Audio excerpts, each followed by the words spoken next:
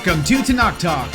I am your host, William Hall, broadcasting to you live out of Kingsland, Texas, USA, with episode number 15 or 14 of Testimony Tuesdays. Just so happens to be on a Sunday this time to accommodate our dear friend, Penina Taylor from Israel. Penina, it is such a pleasure.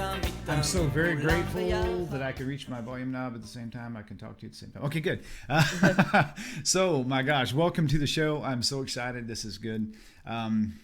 Thank you for having me. Nice to be with you, William. It is completely my pleasure, for sure. I've been, I saw you on Facebook. I recognized your name on Facebook first, and then my wife said, you know, I just got a book from this lady, and she was reading it, and the book, Coming Full Circle. And she said there was another book out there. What was it? The text. Scripture Twisting. Yeah, Scripture Twisting. Thank you. Yeah. And so she read the first book, and she goes, "This is really neat." And I said, "Penina Taylor," I said, "I think we're friends on Facebook." She's like, "No way." I said no way too, because I was like, "Whoa, wait, she's an author? Hey, this is cool. Let's go find out what it's all about." And so I wrote a little bit of just a little bit on the I guess you could say on the video description. Let me see if I can read it here. This isn't what came off of your book. This is, my wife was kind of I said, "Well, tell me what you got out of the book and what would be kind of a neat little teaser." And this was her writing. She said, "A young secular Jewish girl in search of some form of spirituality finds comfort in Christianity and eventually moves into the Messianic circle. After further studies, she begins pushing her way into Orthodox Judaism and finds herself teaser moment." So anyway, every time I see stories like this, it's just it's refreshing. It really just makes me feel like, wow, we're not alone. We're not alone. No. We're not little freaks that just decided to, go with every whim of doctrine and just follow some crazy anything. We got to where we're at because we were studying. And so this is why you're here today. This is why you wrote your book. That's right. And so today's journey for me is to tell the world about your books that you're writing and who you are. Thank you. It's interesting you say, this idea of not being alone. One of the things when I tell my story, when I'm brought out to give my story, it's from my perspective, and I'm the star of the story, so to speak. And my husband's part of the story, but he's really a side piece because I'm telling it from my perspective. So when I was asked by people, "Penina, you've got to write a book. You've got to write a book." One of the things that people were asking me for was more about my husband's journey. And, my husband was not born Jewish. And so I guess I feel like his message is that sometimes, he talks about how it was such a struggle for him, much more of a struggle for him to let go of Christianity than it was for me because of his background and where he came from. But also, as a Jewish person, I had another option. I didn't know I had another option, but I had another option out there. He didn't. As a non-Jew, if you're not a Christian, what can you be, other than crazy, like you were saying, and so I tried to put a lot of his struggle and his journey into the book as well so that people could see what he went through, because it was definitely different from mine. Would you say that your situation was it seemingly easier for you to get from point A to point B, being that you already are Jewish in the sense of the overall scheme of things, or was it? I know you said that it was easier. It was harder on him because he was raised in. He was a Christian from the very beginning. Right. So what kind of issues did y'all have in your marriage? I mean, when this all came about, did it come through you first and then him, or was it that he had it first? Yeah, it's a very complicated story. Okay. And it's very funny because a lot of times, when I'm in a town in order to speak, if I'm doing a scholar in residence or even just a one-off talk, and I'll be spending Shabbat with a family and they start asking me questions, and they never start at the beginning, which is just fine, except what ends up happening is a 45-minute talk takes 3.5 hours because we end up kind of going in circles. But I think first question Your first question was it a lot easier for me? And, on the one hand, I had the same questions that anyone coming out of Christianity would have. Oh my God, if I'm wrong, I'm going to burn in hell forever.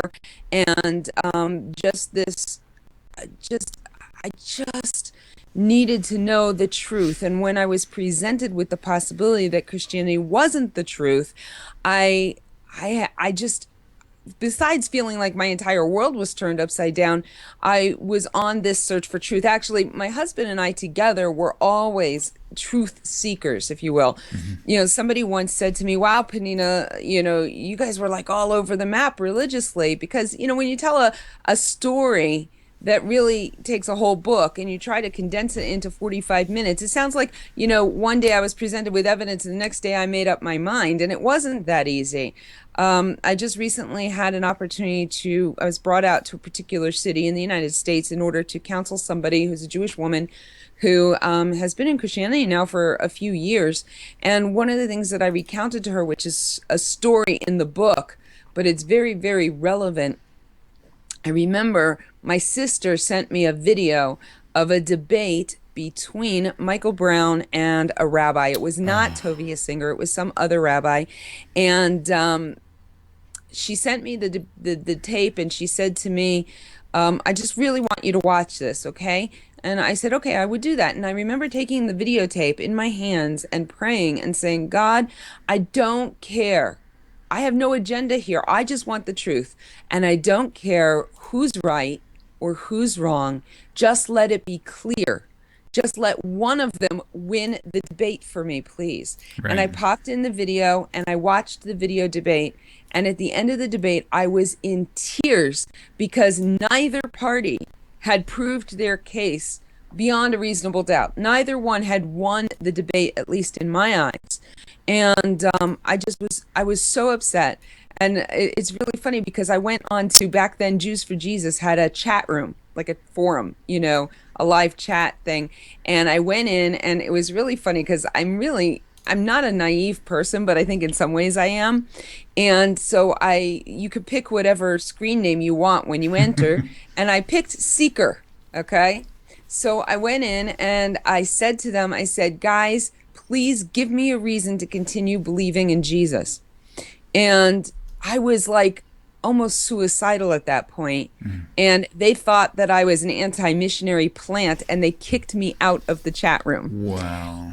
And I was just devastated. In fact, my husband actually contacted Jews for Jesus and says, do you realize that you probably just pushed my wife over the edge? I mean, he was still a Christian at that time. And but anyway, he explained at one point, and I'd also put this in the book, because it wasn't easy. It was not easy for me, and it was heart-wrenching, and just your entire world is turned upside down. What do you do with that? But my husband says, like, I had a first-class ticket in an airplane, and he had to walk through the desert dragging his camel. So that's the way he compares it. So I don't know that being Jewish made it easier. I mean, maybe it did, because, there's an understanding that my soul would be searching for that Jewish connection to God, even though I didn't recognize it as such. But it was still very difficult, without a doubt. Unbelievable. Okay, so how did you? Tell me a little bit about the struggles you had as within your marriage. I mean, Sure. I use this example quite often because this is literally what happened with me, with my wife and I. Is that I came into the truth first, and she didn't want to know. God definitely had his hand in it, because he had her. Well, I'll say she found a book called Leaving Jesus by James Wood, which I recommend for everybody. Anyway, she said, read this book. She said, this is after she knew that I had already put the New Testament aside. She said, and if she goes, and tell me what you think about it. She said, but if it really has anything to do with the title, she goes, I don't want to know anything about it at all. So I had it on Kindle, so I listened to it like while I was at work. It wasn't a thick book, but I just listened to the whole thing while I was there. And that really just set the nail for me. It was just like, if I was any question before, that really pinned it down. And so she asked me about the book, and whenever I told her, she just kind of like, she went through a hard time. And we had about 2 to 3, 4 weeks of just really uncomfortable time frames because she didn't know how to deal with this idea. She was raised Catholic, and I mean, like a dedicated Catholic, not Catholic because her mom was Catholic, but literally from the time of elementary school all the way up through high school, a dedicated Catholic schoolgirl, and faithful even after that. And then I screwed all that up for her, so thank God. So 2 to 3 weeks would have been a blessing. yeah. Ours was 4.5 years. Wow. And, but you have to understand a little bit of the preface here. My husband was a pastor. In fact, what made me fall in love with him was that we went to a morning Bible study together when we were in this college and career group at church. And when we would go there, at 6 o'clock in the morning, and we're eating pastries and drinking coffee and trying to wake up, and people are praying, and he says, "Good morning, Lord." And I just, like, there was something about the way he was talking to God, like God was his best friend, and I thought Right. that was just so amazing, and that's kind of what made me fall in love with him to begin with. And then so we were in ministry together. We were in lay ministry, and then we eventually started our own Messianic congregation. And so our marriage was actually very, very, very good. It was an excellent marriage. We never fought. I like to say, not that we didn't disagree, because that would be weird, but we never fought. And now, once I came back to Judaism, once I rejected Jesus, it was like everything that he said offended me, and everything I said offended him. And we were fighting all the time. And everybody was sure we were going to end up divorced, not because of the difference in faith, as much as because of all of the arguing that was going on. And there certainly were moments when I really thought about leaving, because I just couldn't stand all of the fighting that was going on between us. And that went on for a good 4 years. Well, the first 2 years it was like that. And then we had an incident that changed a lot of things, and it was not as hard after that, but it was a total of 4 years. Unbelievable. We had some pretty tough times. The one thing I'm thankful for is that by this time, when all this had come to pass for me and my wife, I had calmed down significantly, and had pretty much just asked her, hey, I'm not going to try to manipulate you. I'm not going to change your mind.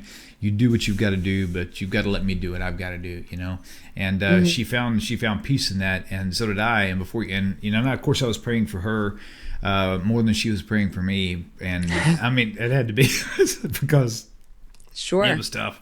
And so I'm thinking that probably had a lot to do with it. But she came around pretty quickly. She was so curious, and I think a lot of it had to do with the fact that we've been married for a while. To date, we're about 16 years in, and I had given her lots of care and lots of love over the years, and I think she valued our friendship, not just our relationship, but our friendship enough. Right. Sorry, this is a little. I could tell the story 50 times and it still gets to me. But she found enough value, I think, in what we had together to try to find out more about why I was doing what I was doing, rather than just getting offended and saying, the heck with you. And I'm very grateful for that. And she came along, and now she spends more time, studying this stuff than I get a chance to, because, with the knock talk and all this other stuff. But she's like constantly studying the scriptures, and constantly going through, teachings from all over the place, just trying to let all this resonate even more and more. And so she came along quickly, and I'm grateful for that. And now our marriage now is better than it was. So with you and your husband, and this whole merging of 4 years it took to do this, what do you think was his final crossing point? What was it that really set that in for him to where he finally got it? So there were two watershed moments, I guess, in the story. The first one was 2 years in. We were having an argument one day, and he said something that made me really angry. And I just kind of like went, you just say that because you're a Christian. And his response to me was, well, actually, no, I'm not. And I said, what? And he said, no, really. He said, over the last 2 years, you have given me enough evidence to doubt the validity of the New Testament. Wow. He said, I don't believe in Jesus anymore. He said, but I'm not ready to convert to Judaism because I haven't been convinced that Judaism is the truth with a capital T. And remember, I said at the beginning, truth is what was like always at the forefront. In fact, we early on in our marriage, we abandoned the Christmas tree when we found out that it had nothing to do with Christianity. So we were Right. always on a journey of truth. So he said, I'm not convinced that Judaism is the truth with a capital T. And so I don't want to trade one flawed religion for another. And I said, okay, well, I can accept that. So at that point, he was a Ben Noach. He was a Noachide. And our treatment in the community changed. I mean, we were still regarded as an interfaith couple, but we were able to start attending classes together in the community and things like that. So that was the first watershed moment.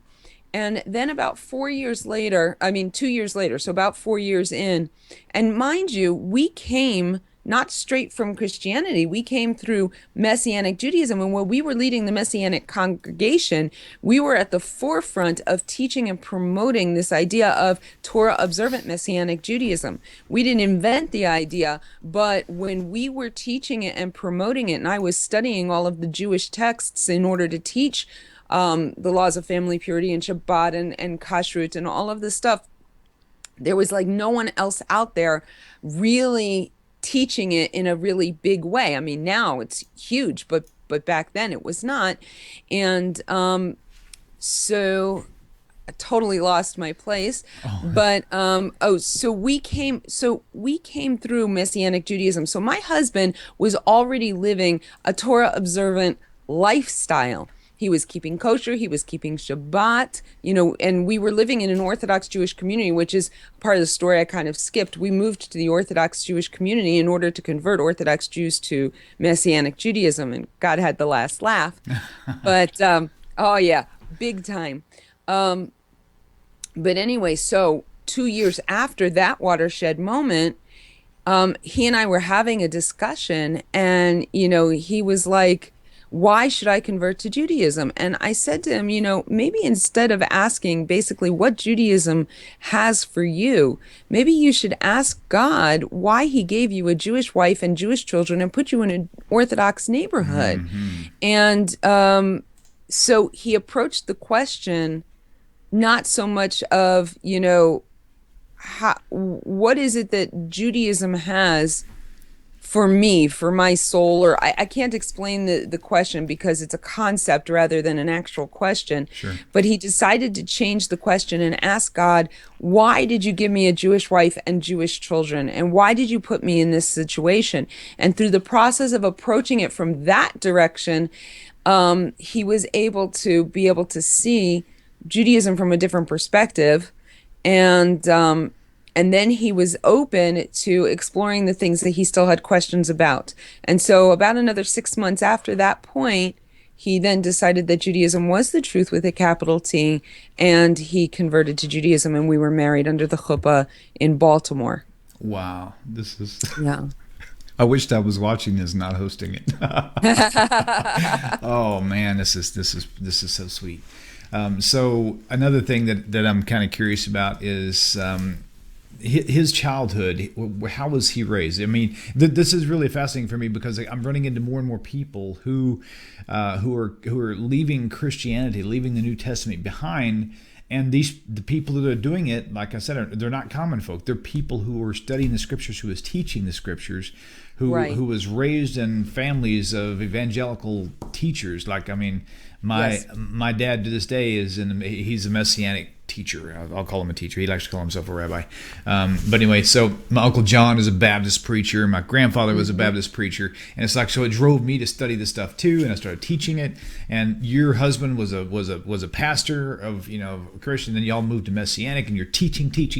Right. And you can't teach without studying. And then, and then you get blinded because you studied too much. I still to this day call him my walking concordance. Everybody is amazed at how much he, you'd say, when was it that David was being chased by his son Absalom? And he goes, 2 Samuel chapter. No. Well, look at verse this. No, well, actually, if you want that, you need verse that. And I'm like, I remember the stories and I might remember the general book, but I never, as we used to say, I can't remember the addresses very well. and he did. He's amazing. But when I'm telling this story, a lot of times I like to call him my Southern Baptist preacher boy. So, I mean, his family's not from the South, but he was raised Southern Baptist, and to this day, his mother still gets up at 5 o'clock in the morning every morning to read her Bible, and his brother-in-law is a pastor of a church in northern Florida, and so yeah, it's that kind of a family. And I went to Bible college, and I was at the time bemoaning the fact that in the circles that I was in, a woman couldn't be a pastor. I know that in some circles it's fine, but that was our background. From the moment that I became a Christian at the age of almost 16, I had my sights on ministry and ministering for the rest of my life. And so I married somebody who was also that type of material. He went to Moody Bible Institute, which is, one of the premier missionary training colleges. Absolutely. Wow. So 16 years old. Wow. So tell me a little bit about your parental background with your parents and your family.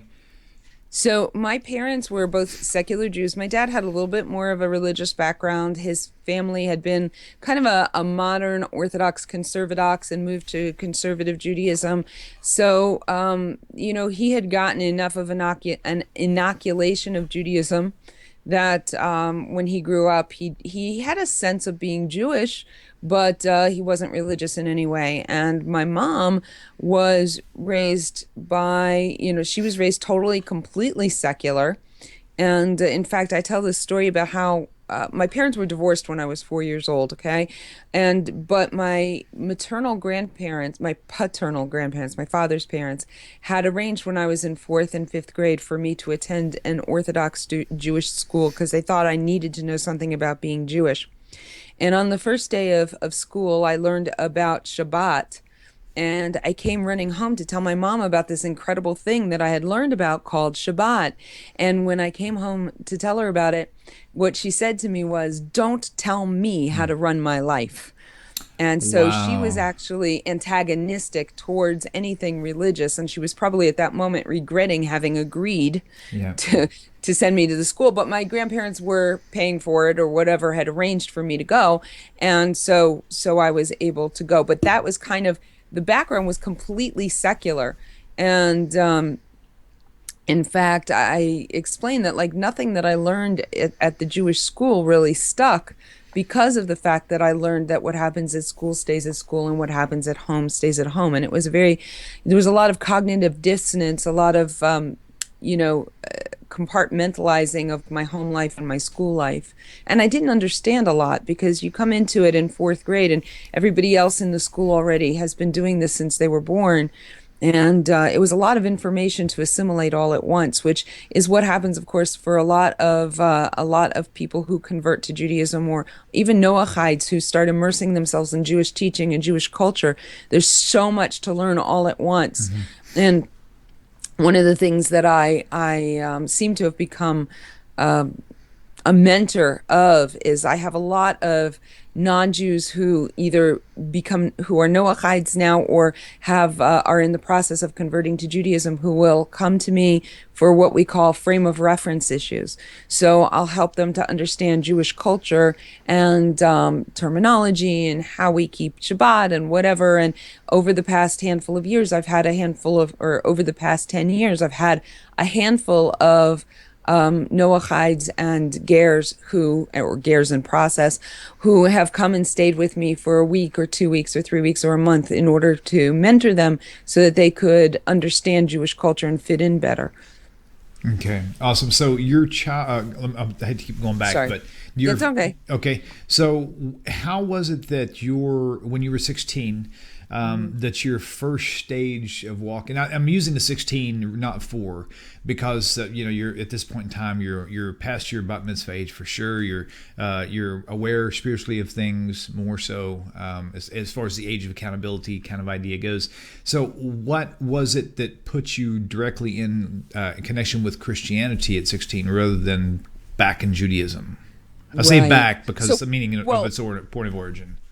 Yeah, although I didn't really know anything about Judaism, Judaism wasn't anywhere on my radar screen. So when I was searching for answers, now I like to think that had a Chabadnik, had a Jewish person, a religious Jewish person, been put in my path, the path that I took would have been different. But what happened was I had had this traumatic childhood. My parents were divorced. I had suffered abuse at the hands of a friend of our family. And when I got to high school, I was starting to ask some very existential questions. If there's nothing out there more important than all of this pain, if this pain is all there is to life, then what's the point? And as I started to ask these questions, one of my classmates, actually in my physical education class, we started talking, and she said, there's an answer to your question. There's a solution. She said, what you need is to have a relationship with God. And because I had a little bit of Jewish education during fourth and fifth grade, right? So that's when I was, 8, 9 years old. Because I had had that small amount, what she said really rang true to me. And so I accepted everything else she showed me, which Right. was that what I needed was a relationship with God, but through Jesus. And Right. so it answered all of the questions that I was asking. And because I had no connection to anybody Jewish who was religious, there was no competing answer. It says in Proverbs that the first one Yep. to give an argument seems right, unless another comes along and argues against it. Yes. And there was no counter argument. This was the situation that was presented to me, and the way it was presented, it seemed to make sense. So, what other option did I have if I'm doomed to go to hell and God provided a way out? Yep. I don't see any other option here. And so that's why I accepted Christianity at the age of almost 16. And it seems like that's the case with most people that I know. Because when I was young, the same thing. That's the only thing that was ever presented to me up until about 3 or 4 years ago. So you've got all these people out there who are accepting this stuff as truth, and they're presented this stuff to them by their mother and their grandmother and their grandfathers, who they trust with their whole lives, and Sure. now getting to them with that other proverbial truth is making it even more and more difficult for people. So Oh, yeah. how did you get out of, how old were you whenever you kind of left the whole Christian idea? So I was a Christian for 17 Okay, years. So so I was in my 34. mid 30s. Gotcha. What happened was we had we were involved in lay leadership in a lot of different in the churches that we had been a part of, and it's interesting because I a whole part of the story that we're kind of skipping is I brought my parents. My parents had been divorced, and I brought them back together after being divorced for 15 years. Wow. Brought my dad to Christianity, brought my mother to Christianity, my sister to Christianity, brought my father to Christianity, brought my parents back together. They got remarried, and then my husband was in the Air Force, and we went to England. And while we were in England, my parents, who were then at that time in Pittsburgh, discovered Jews for Jesus, Messianic Judaism. And when they came to visit me when I was about to have my second child, we were living in England, and my mother kind of explained to me about this thing called Messianic Judaism. And I have there's a whole background, because what got me on this path to begin with was I was praying one day. This is while we were in England, and I started to get the impression that God wanted me to start lighting candles on Friday night. And I knew that Jewish women lit candles, but I didn't know why God would be asking me to light candles. I was a strong Christian, and it was not Messianic Christianity; it was Christianity, and that started me on this path. And then my husband was reading in the New Testament, or sorry, in the Tanakh, in the Old Testament, about he comes downstairs, he's all excited, and he says to me, Penina, of course, that's not what he called me, but he says to me, Penina, I was reading in the Old Testament, and it says in there that there are certain things that God told the Jewish people that they're supposed to do forever. He said, and if forever really means forever, and I'm to be right before God, then my Jewish wife and my Jewish children need to do these things. And I said, okay, go ahead. What does it say? And he said, well, it says in the Old Testament that God told the Jewish people that they're not supposed to eat pork or shellfish. And I was like, wait a minute. no more ham and cheese sandwiches. Oh, wait, what? What? No, right. No, wait, no more ham and cheese sandwiches. And I had to think about it for a minute, and I was like, well, I mean, if that's what God wants me to do, then I guess that's what I've got to do. And so here I'm lighting candles on Friday night. I'm not eating pork or shellfish, and I'm going to church on Sunday. And a little while later, I was reading in the New Testament, and I came across the passage in Corinthians that talks about head coverings. And um, it was a little confusing to me. I mean, it seemed to me that it was saying that women are supposed to cover their heads, but that's not what Christianity was teaching. And so at that time, my husband was not the pastor of our church. He was a deacon, I think, in the church. And the the pastor was a Greek scholar, and so we invited him to come and talk to us. And I said to him, like, can you please explain this passage to me? And he said, well, it's very complicated. And I was like, yeah, I know. That's why I invited you here. And he was like, no, really, even in the Greek, it's hard to tell which word is modifying which word and whatever. And I said, okay, well, what do you think it means? And he said, well, what I think it means is that married women are supposed to cover their head when they pray. He said, but I can't teach that because women today, they don't want to hear it. And of course, that was not enough of a reason for me to do something if it was what God wanted me to do, because serving God in truth was always my priority. And so I started covering my head. So now I'm lighting candles on Friday night. I'm not eating pork or shellfish. I'm covering my head all the time. And something began to happen inside of me. So when my parents came to visit us in England, and my mother began to share with me about how she had come across these Jewish people who were also Christians that called themselves Messianic Jews. I thought maybe this is the answer to this like restlessness that's going on inside of me. It was like a spiritual identity crisis that I was starting to have. And so when we came back to the United States, we sought out a Messianic congregation, and that's what eventually led to us having our own Messianic congregation. Wow, that was a mouthful. There's so many things that you're telling, so many things that you're telling me that kind of hits home on my end too. And I just, I'm glad I can look in my rearview mirror and see it rather than seeing it in front of me right now, because a lot of it was very stressful. Yeah. That whole transition of losing your friends and losing your family. What memories do you have of that, and how did you deal with that? The biggest one was my best friend, who it was really interesting. We had been in several congregations together, and she and her husband had been members of our congregation for several years. And after we stopped having the congregation, because we were actually doing it jointly with my parents, and we got burned out, and so we left, and we actually ended up in the same place that they were for a while. And anyway, so I had this best friend, and she was one of the few people that I felt was on the same spiritual trajectory as I was. And when I finally shared with her the truth that I was no longer a believer, at first she was like, well, we can still be friends. And I didn't hear from her for a few weeks, and then we talked. We got together and had a play date with our kids, and then I didn't hear from her for a few months, and it just got farther and farther. And one day she called me and she said, Penina, I wouldn't be your friend if I didn't tell you that I think that you're hopelessly lost and going to burn in hell. And Wow. so of course I hung up on her.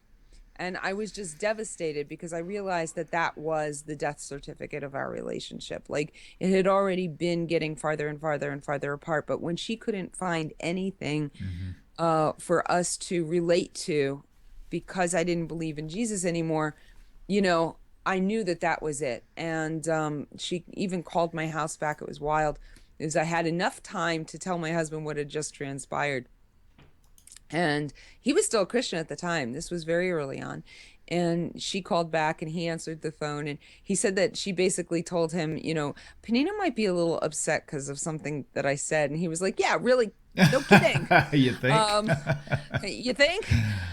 Oh boy. And that was probably the hardest. I mean, we had other things. We had what I call the Thanksgiving Day from Hell, where my sister, who I brought to Christianity, we always had every year for Thanksgiving, we had a great big get together, family get together. And it was at this time that we moved into the community in August.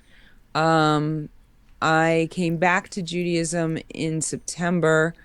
Um, Process through August, September, maybe into early October. And then November, the end of November. So I had just really recently come back to Judaism, and we were having this Thanksgiving family get together. And I hadn't shared with anybody in my immediate family that I had made this decision yet. But I was talking about the fact that I was searching and I was, comparing beliefs and things like that. And my sister says to me, you don't sound like somebody who's searching. You sound like somebody who's made a decision.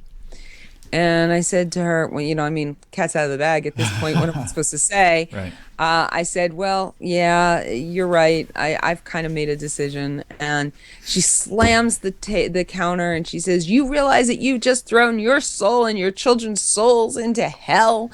And it was a disaster from there on out. My parents were still Christians at the time, my sister and her husband. It was this big thing. I ended up like running upstairs and locking myself in my bedroom because I felt totally ganged up on, because at that point my husband was still a Christian too. So I was the only one in the entire house who had rejected Jesus. And it was definitely a nightmare. I have other stories like that, but it was definitely rough. I had that just made me think of a situation that happened here. So I'm glad I'm not alone, but then again, I'm not glad it happened to you. But there was a Messianic leader in this area that I had become friends with. We became friends, and when he found out about my decision, he felt the need to come to my house and try to bring me back to Yeshua, to who they call the Messiah. And he came in, and at first he seemed like he was just being relatively nice but concerned.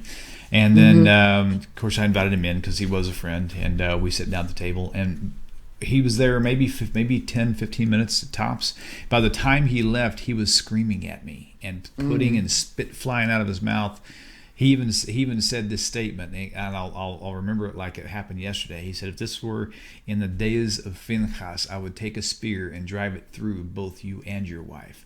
My son and my wife were standing like 10 feet away when he said that. And I was like, you know what? You need to leave. This is... And that's kind of how I handled him. But he was, he getting more and more mad. And man, sure. we catch some heat off this whole thing. So I don't envy anybody going through that. So what would be your words of encouragement to people who are dealing with friends and family? How is there a way that you found that is a good probable way of diffusing certain situations? I think that one of the biggest things that has helped is to remember their perspective.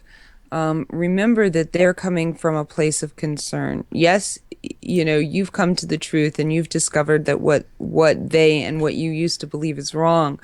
But it's important to always try to put yourself back in their shoes, that they have just lost a friend and loved one to burning in hell in eternity, and I know that you want to show them that that's not the case, but you always have to take it from the direction of, this is about me and my service to God, and I still love you for who you are, even though I disagree with you, and I would like for you to try to find something, some common ground, some way in which we can maintain a relationship. If you're related to them, they say that blood is thicker than water. Blood should also be thicker than religion and faith, even though our faith really does make up everything that we are.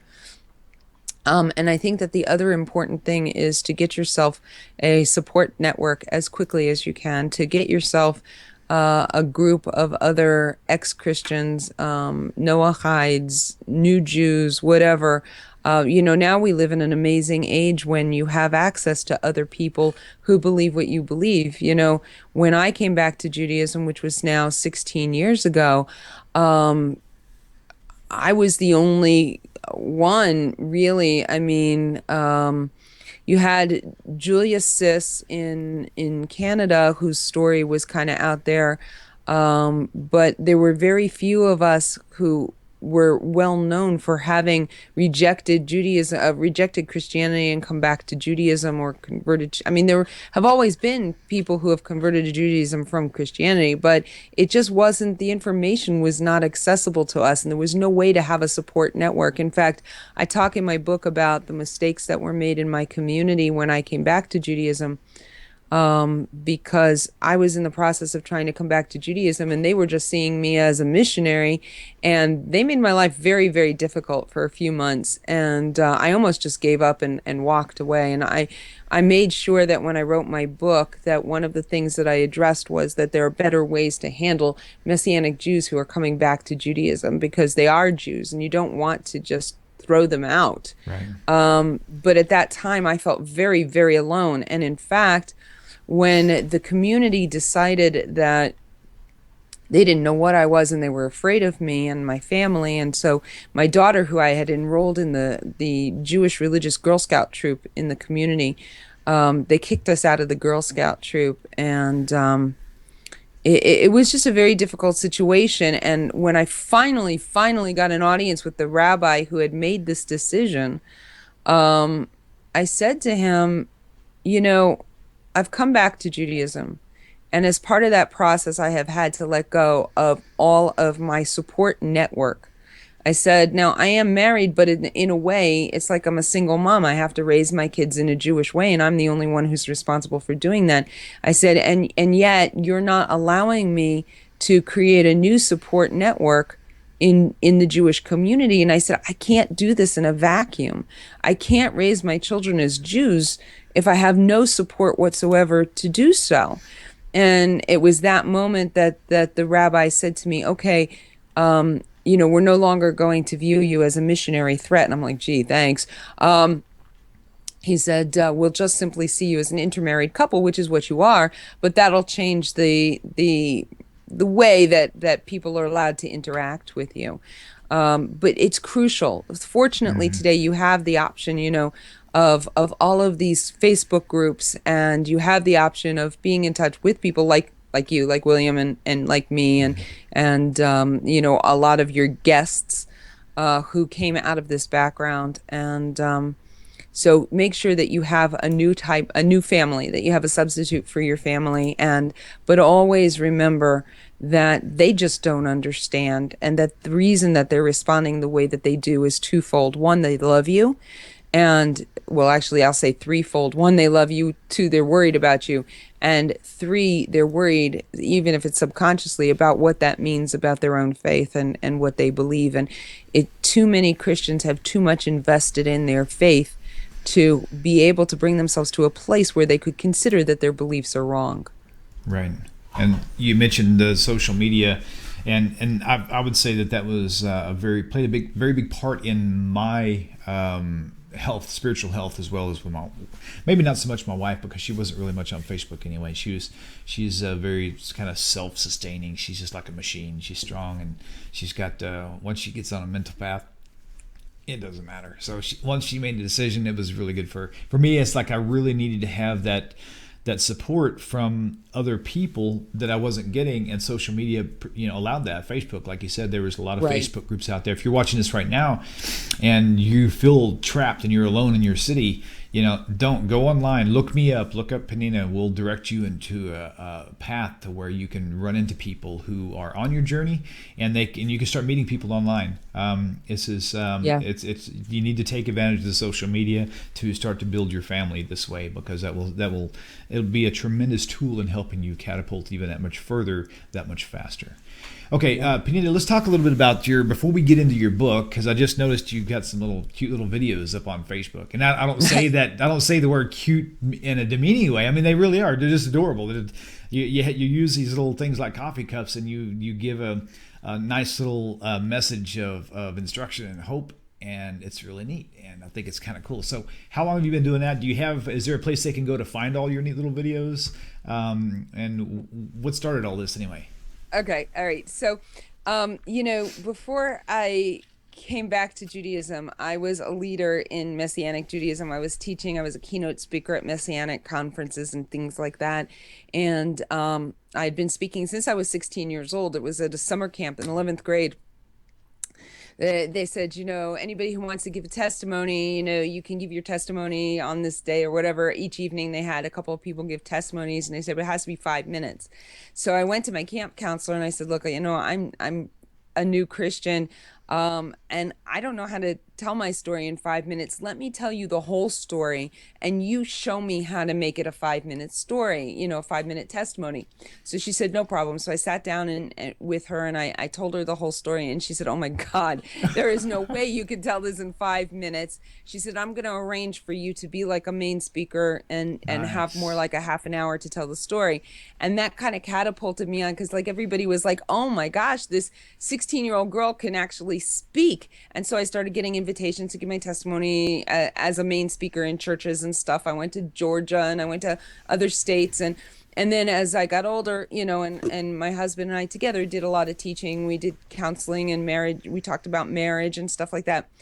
And then when I came back to Judaism, I had a problem, because, and this is a problem for a lot of Christian leaders who come back, who either come back to Judaism or adopt Judaism or reject Christianity.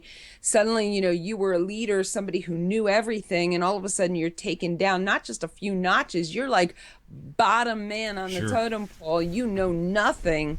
And even if you're pretty smart about the Tanakh, it's like you're always being told that you have no clue what you're talking about. And so, and to top it off, not only was I all the way down there as far as my knowledge and understanding of Judaism and Jewish teachings, but I was married to a non-Jew, so nobody was going to have me come talk. Even if my story of my transition to Judaism was interesting, I was untouchable because my husband wasn't Jewish. And because I'm a natural born teacher and speaker, I had to have an outlet. So I started going to a Toastmasters group. For those of you who don't know what Toastmasters is, it's a speaking club that helps people learn how to do public speaking, gives you opportunities to speak and to compete. And it turned out that the club that I was a part of had several very high-level professional speakers that continued to be part of the group in order to give back to the group and to help up-and-coming speakers. And they said to me, you have the potential to be a motivational speaker. And they started to teach me and grew me towards that. Then my husband came back to converted to Judaism, and I went to Jews for Judaism, which was the organization that had been responsible for bringing me back to Judaism.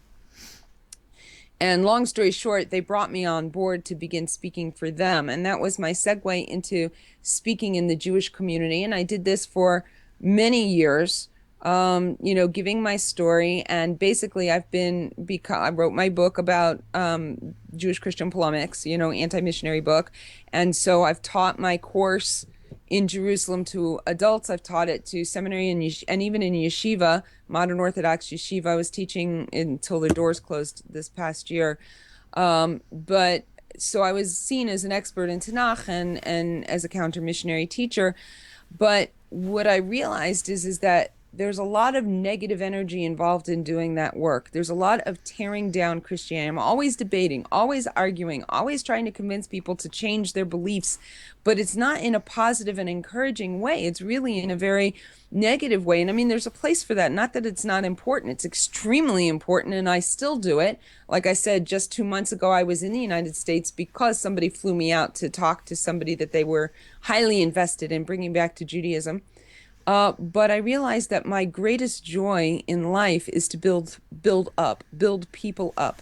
And I really firmly believe that when it comes to Jews, if we can get emotionally and mentally healthy Jewish people who have a meaningful and relevant relationship with God within the context of Judaism, then I think that we will need fewer and fewer counter-missionaries, because they'll be satisfied with their relationship with God within that context of Judaism. So I began to start teaching. I have a background. I'm trained in crisis counseling and in pastoral counseling, and also in something called narrative therapy. And I worked with a rabbi here in Jerusalem for 4 years as his women's head coach, and I taught his coaches and I presented some of the seminar. And so I just decided that what gives me the greatest joy is building people up and helping people to realize their greatest potential and to realize that God created them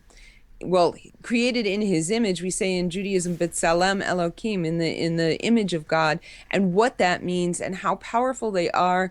And Christianity teaches us that we're dirt and that we have no power, and that's not what Judaism teaches at all. So I got into basically motivational speaking, if you will, trying to build people up and help people to become the best that they can as complete and whole people. So as part of that, I have a series of classes. I do something called Married Intentionally, which is a marriage workshop. Intentionally Me, which is a personal growth, personal development workshop. Eating Intentionally, I do some coaching in weight loss. And I had to stop, but I'm going to be starting up again, hopefully at the beginning of April, a course that I call Walk Through the Psalms. So it's Tehillim, the Psalms. We're going through each one. I think we've done 11 so far. Just going through it, understanding the wording behind it. Where was King David? What was he going through at the time? Because Jews pray the Tehillim, the Psalms, as a way of comfort, and we use the Psalms, excuse me, as a prayer whenever we're in distress. And I felt like it was really important for people, Jewish and non-Jewish. In fact, I teach it in plain English so that it's accessible to everybody. But to have a greater understanding of what was going on in David's life, what was David meaning, where was he coming from, what do the words actually mean, so that when we pray them, it's much more meaningful to us. So that's kind of how I got into those. And the way that people can access these videos really is to just, I guess you can just search Penina Taylor on YouTube. I have a YouTube channel that can be subscribed to. That's great. And your website also, peninataylor.com. Yes. And what can they find at your website? So really, this website is, it's kind of a work in progress. It's, of course, it's the landing point so that people who want to bring me out to speak or whatever can find information on me. There's a handful of videos and audio stuff on there, although it's by no means complete. I think YouTube is the best source for that. I do have another website, it's a very sad story. I started my own counter-missionary organization called Shomrei Emet. And I had this big, beautiful website, and then my father passed away. My father was actually the one who had set up that website for me, and the company that it was with decided that since I wasn't my father, I couldn't have access to it. And in the process, the whole thing got lost, including years and years and years and years of articles and audio and all kinds of stuff like that. So I reset it up, but it is nowhere near complete. I mean, I really need some help actually developing it. So I don't even know if I would send anybody to it really. Right. But anyway, so yeah, peninataylor.com is the best place to find me. There's a blog there where I blog mostly about personal growth stuff, not so much the counter-missionary stuff. I'm trying to keep Shomrei Emet as the counter-missionary source. Okay, very good. So I guess it'd be safe to say that if there is a viewer out there who is a website techie of any kind, to contact Penina and see if you could offer her some assistance on tweaking it down to get it the way she likes it. So that would be good. Okay, well, before we close out, let's talk about your book. That's okay. I've got it up on screen now, coming full circle with your picture. Actually, I don't know if that's the picture of your book. That's the picture I chose for the show for the day, so it was kind of a neat picture you had made. So anyway, so coming full circle, you could find this book, I believe, on Amazon. You can pretty much find anything on Amazon these days. Yeah, yeah, it's actually better. Well, unless they're going to download the Kindle, which is way cheaper, it's actually better, I think, for them to order the book through my website store. Okay. I think in the end it ends up being cheaper. And either way, the book is coming from me. So. Right. Gotcha. No middleman. So. Yeah. Okay. Very good. Okay. So tell us, we've got about, 10, 15 minutes left, whatever you need to finish this up. I'd like to just, what led up to this writing of the book? Obviously, what you've been telling us so far is what led up to it. But I mean, was there something that you just said, I think I'm going to write a book now? What was that all about? And then just tell us about your book. Give us a little piece of it here and there. All right, so there's two books, right? The first one is Coming Full Circle, and that's my story. And I really had three audiences that I was writing the book to. I had never really had any a mind to write a book. But every time I told my story, people were like, you really need to write a book because we want more details, and especially about your husband's story. So the first audience that I was writing to was the audience that just wants to know more. The second audience that I was writing to was the rabbis and the outreach leaders in the Jewish community, to help them to understand why a Jewish person might become Messianic or might become a Christian. What's going on in their head? What are they thinking? And what's the best way to deal with them when they come into your community? You know, so many people are afraid of what they don't know. And I'm afraid that there are a lot of Messianic Jews that end up just being pushed further into Christianity because of the fact that the people that they come in contact with don't know how to deal with them. And then the third audience that I was writing to was the Messianic Jew. I wanted somebody who wanted to write, you wanted to deal with the question. You know, I had so many emails of people saying my cousin, my sister, my brother, my best friend from high school, whoever has become a Christian, and I don't even know how to broach the subject with them. How do I deal with it? And I felt like if I had put enough information in the book, that if a Christian were to read it, they would come across my, you know, for example, talking about the virgin birth or whatever, and say, oh, maybe I need to investigate this further. Right. So that when somebody says to me now, how do I approach my family member who's become a Christian? I'll say, look, tell them, I heard this amazing speaker who is a Jewish woman who was a Christian. She was in Christian leadership for 17 years. She was married to a pastor. They had their own congregation, and she came back to Judaism. And I think you might be fascinated by her story. Nice. And that's a very confrontational way to approach the subject and to get information in their hands. And the thing is it's a book about a story about my life. It's not a book that says you need to stop believing in Jesus. You know, you take Jesus, I'll take whatever is Messiah, or you know, the real Messiah, or all of these books. If you hand that to a Messianic, it's very confrontational. You're telling me that I need to stop believing what I believe. But if you hand them a book and you say, here's a story of someone who was a lot like you. She came back to Judaism, or she embraced Judaism, but I think you might be fascinated by her story. And here's a story rather than here's an argument. So that was the purpose for my writing the book about my story. The book, the scripture twisting, I just felt like I was teaching this course. I am now going to be giving it as a webinar very, very soon online. It's like 36 hours of material when I give it as a course.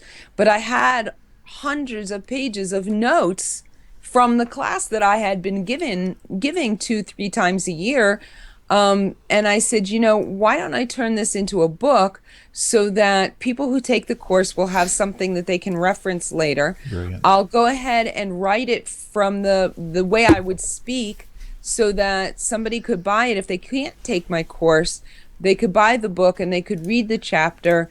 You know, if they want to go to the chapter on Isaiah 53 or Isaiah 7:14, they can see. And it says, you know, missionaries understand this passage to mean this because this is how they're reading it. But when we look at the Hebrew, this is how we see it. You know, and I do have to give credit to Rabbi Michael Skobach. I consider him one of my mentors. Much of the material that I learned when I first came back to Judaism came from him. You know, truth is truth, but you have to acknowledge those that came before you. And I feel like he's a giant in the field. And I owe much of my expertise to his teachings. And so I definitely have to give credit there. I think that he's an amazing scholar and teacher. But so I wrote this book so that, you know, I put all of my notes into it so that people would have a resource. And the thing is that the thing that makes it different, because much of it is the same, whether you're talking about Rabbi Singer's book, my book, or there's a variety of books that are out there. The difference is that I'm not somebody who learned about Christianity and then wrote about it. I'm somebody who was involved in teaching it. I was involved in it for 17 years. I was, you know, and so I understand where Messianics are coming from. I understand the Christian interpretation of verses as someone who was there, not as someone who just learned about it. And I think that gives me a fresher perspective on it, or at least a different perspective. Very good. Very good. Okay, so I'll tell you what, this little webinar that you're going to be pulling off, Yeah. I know that there's, just in my general conversation with people altogether, I know there's probably people out there who are going to be interested in this. Are you going to be creating some form of Facebook page to link the two, or how are you planning on getting the advertisement part of it out there? Because I know a lot of people would like to. Probably my wife would be one of them as well. She would probably like to take part in that. So. Okay, yeah, I'll be putting it out there on Facebook. It's probably going to be called Scripture Twisting, since that's the name of the book. And, one of the things that I would just like to share, we live in an age where information is abundant and it's free. But there are people out there who, we spend so much of our time counseling people and helping people.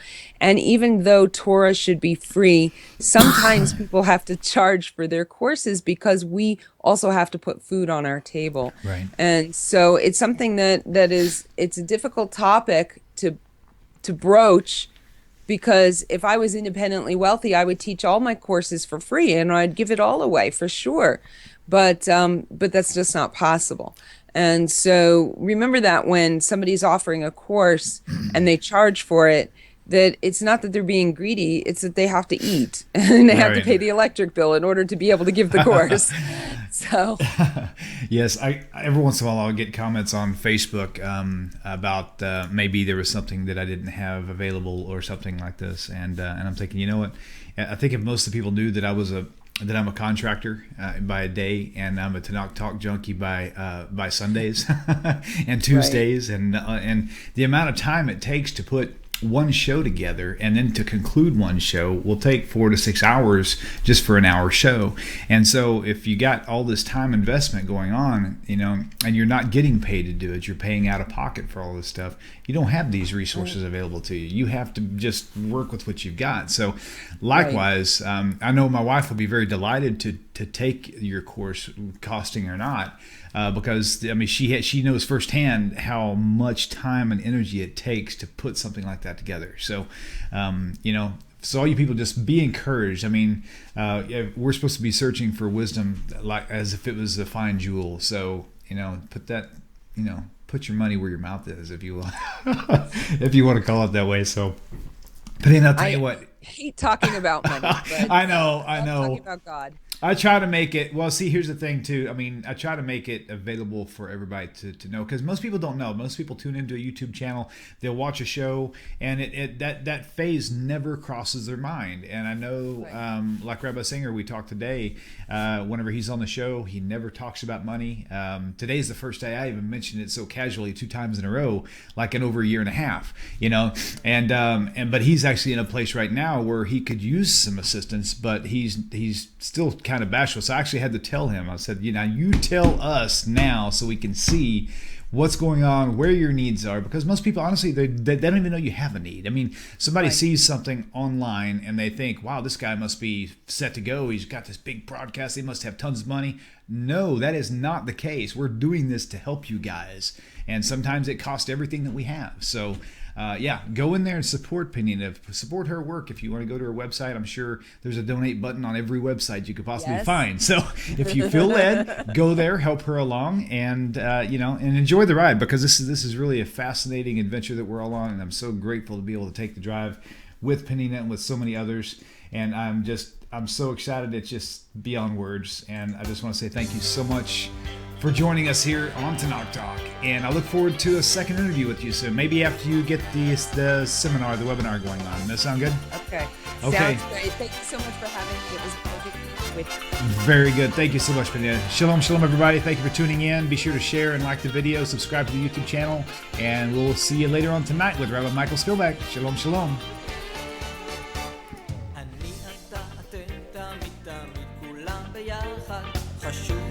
חשוב והכרחי להיות ביחד. איפוק זו העוצמה, ויתור זו הגדולה, השאיפה והכמיהה. אני אתה אתם תמיד תמיד כולם ביחד, וחשוב מכל חשוב והכרחי להיות ביחד